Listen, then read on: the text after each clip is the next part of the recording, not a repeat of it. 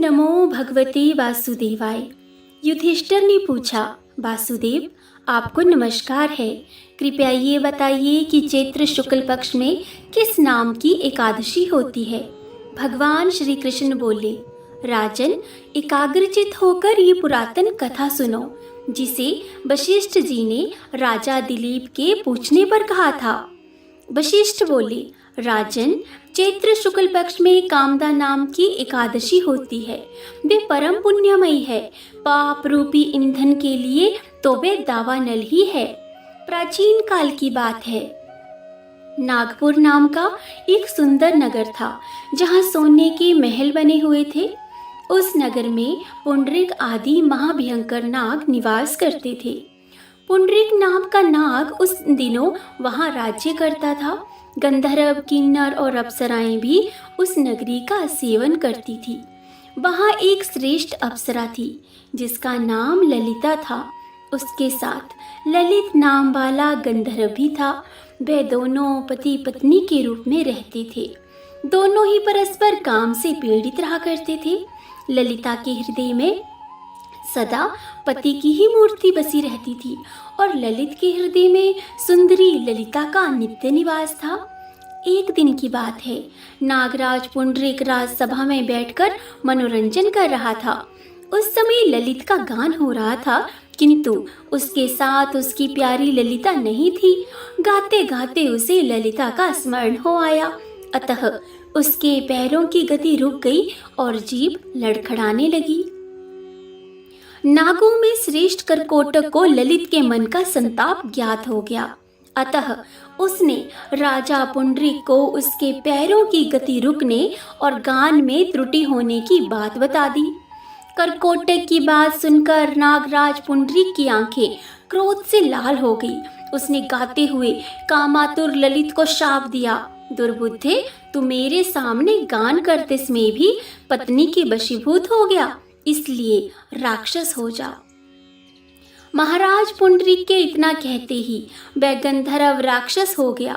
भयंकर मुख, विकराल आंखें और देखने मात्र से भय उपजाने वाला रूप, ऐसा राक्षस होकर वह कर्म का फल भोगने लगा।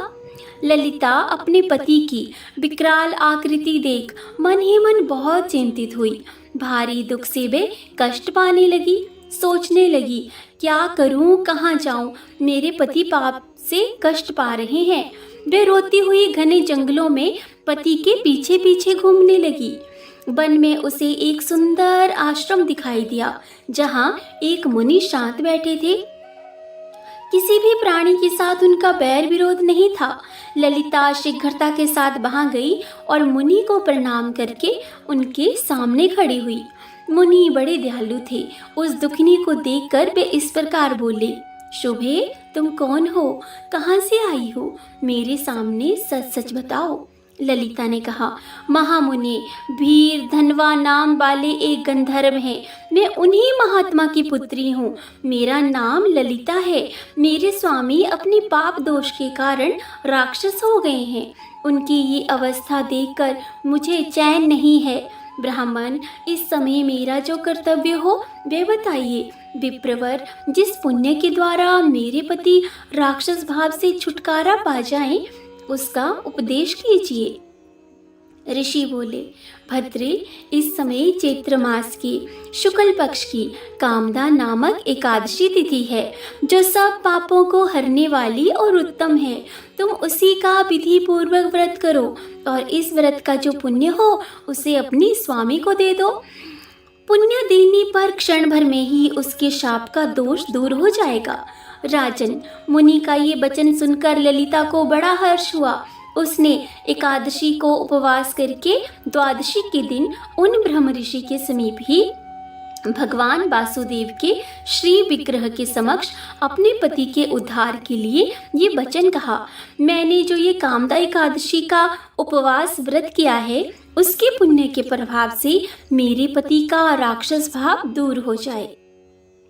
वशिष्ठ जी कहते हैं, ललिता के इतना कहते ही उसी क्षण ललित का पाप दूर हो गया। उसने दिव्य देह धारण कर लिया, राक्षस भाव चला गया और पुनः गंधर्व तत्व की प्राप्ति हुई। नृपश्रेष्ठ वे दोनों पति पत्नी कामदा के प्रभाव से पहले की अपेक्षा भी अधिक सुंदर रूप धारण करके विमान पर आरूढ़ होकर अत्यंत शोभा पाने लगे। ये जानकर इस एकादशी के व्रत का यत्न पूर्वक पालन करना चाहिए।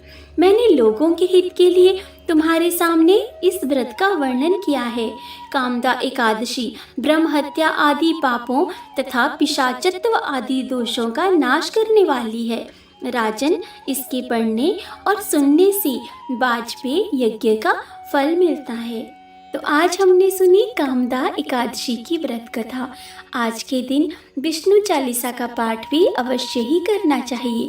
तो आइए अब हम करते हैं विष्णु चालीसा। विष्णु सुनिए विनय, सेवक की चितलाय, कीरत कुछ वर्णन करूं, दीजई ज्ञान बताय, दीजई ज्ञान बताय।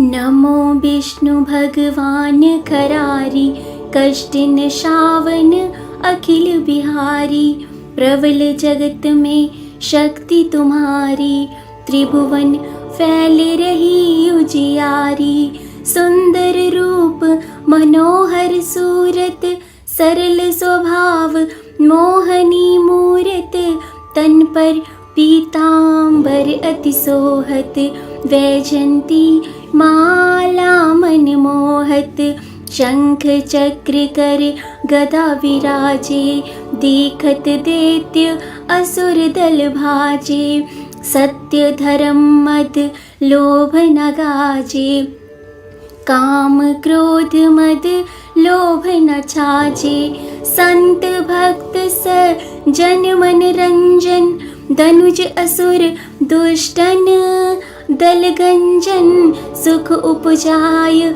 कष्ट सब भंजन, दोष मिटाय करत जन सज्जन, पाप काट भव सिंधु उतारण, कष्ट नाश कर भक्त उवारण, करत अनेक रूप प्रभु धारण, केवल आप भक्ति के कारण, धरणी धेनु बन तुम ही पुकारा, तब तुम रूप राम का धारा, भार उतार असुर दल मारा, रावण आदिक को संहारा, आप बराह रूप बनाया, हरण्याक्ष को मार गिराया, धर्म तस्य तन सिंधु बनाया, 14 रत्नन को निकलाया, अमिलख असुरन द्वंद मचाया, रूप मोहनी आप दिखाया, देवन को अमृत पान कराया, असुरन को छवि से बहलाया, कूर्म रूप धर सिंधु मझाया, मंद्राचल गिरी तुरत उठाया, शंकर का तुम फंद छुड़ाया, भस्मासुर को रूप दिखाया, वेदन को जब असुर डुबाया, कर प्रबंध उन्हें ढूंढवाया, मोहित वन कर खल ही नचाया, उसी कर से भस्म कराया, असुर जलंधर अति बलदाई, शंकर से उन कीन लड़ाई, हार पार शिव सकल बनाई, कीन सती से छल खल जाई, सुमिरन कीन तुम्ही शिवरानी, बतलाई सब विपत कहानी, तब तुम बने मुनीश्वर ज्ञानी, वृंदा की सब सुरति भुलानी, देखत 3 धनुज शैतानी, वृंदा आए तुम्हें लपटानी, हो स्पर्श धर्म क्षतिमानी, हना असुर उर शिव शैतानी। तुमने ध्रुव प्रहलाद उबारे, हिरणाकुश आदिक खल मारे। गणिका और अजामिल तारे, बहुत भक्त भव सिंधु उतारे। हरहु सकल संताप हमारे, कृपा करहु हरि सिरजनहारे। देखहु मैं निज दर्श तुम्हारे, दीन बंधु भक्त हितकारे। चहत आपका सेवक दर्शन, करहु दया अपनी मधुसूदन।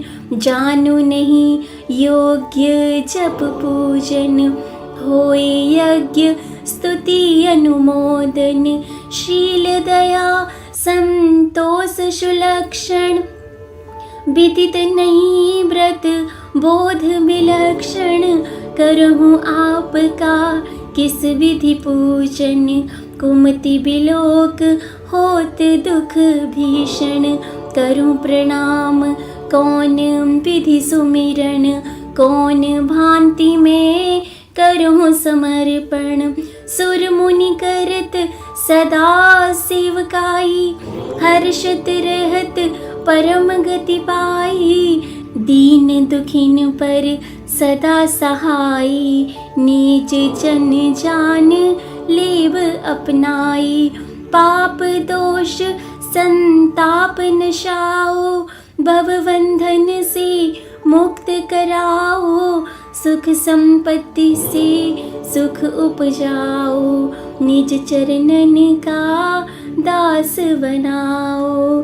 निगम सदाई विनय सुनावे, पढ़े सुने सो जन सुख पावे। पढ़े सुने सो जन सुख पावे।